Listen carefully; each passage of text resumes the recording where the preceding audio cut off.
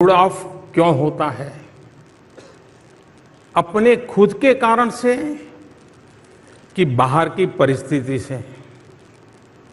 ज्यादातर आपने देखा होगा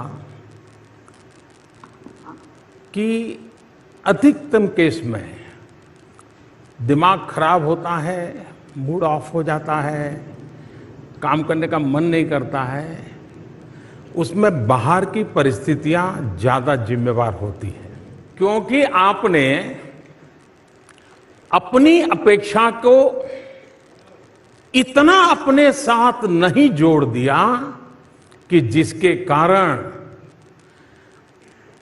वो अपेक्षा पूरी न होते ही एकदम से मूड डाउन हो जाता है।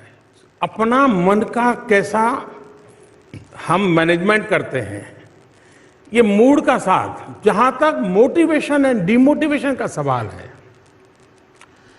जीवन में शायद ही कोई ऐसा व्यक्ति हो जिसको इन चीजों से गुजरना न पड़ता हो। हर किसी को इस दौर से गुजरना ही पड़ता है, बार बार गुजरना पड़ता है। कभी कुछ करने के लिए बहुत मोटिवेटेड होते हैं, कभी एकदम से असफलता मिली तो डिमोटिवेट हो जाते हैं। कहने का मतलब ये है कि हम विफलताओं में भी सफलता की शिक्षा पा सकते हैं। यानी एक व्यक्ति का संकल्प औरों को भी मोटिवेशन का कितना बड़ा कारण बन जाता है।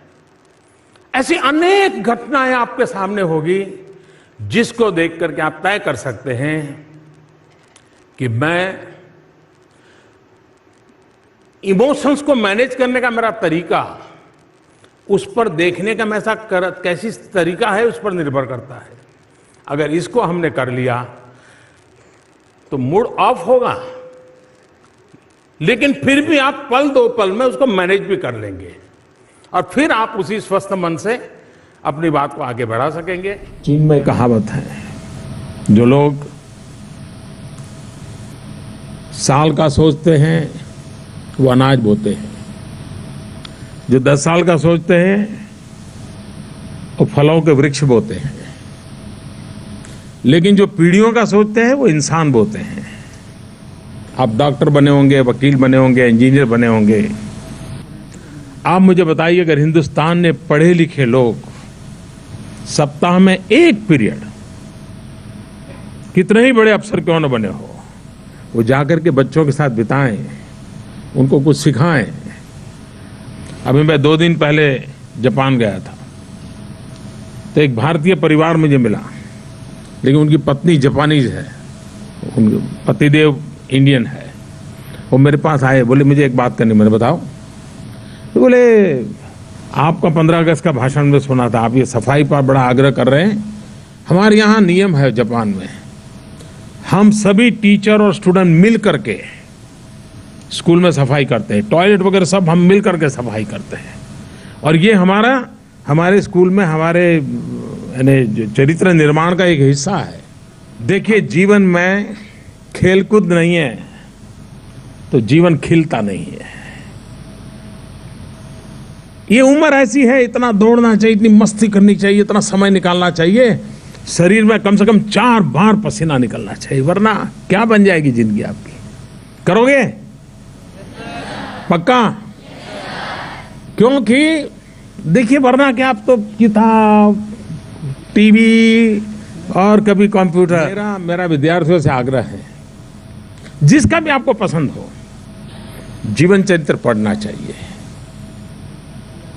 जीवन चरित्र पढ़ने से हम इतिहास के बहुत निकट जाते हैं, क्योंकि उस व्यक्ति के संबंध में जो लिखा जाता है उसके नजदीक के इतिहास को हम भली भांति जानते हैं।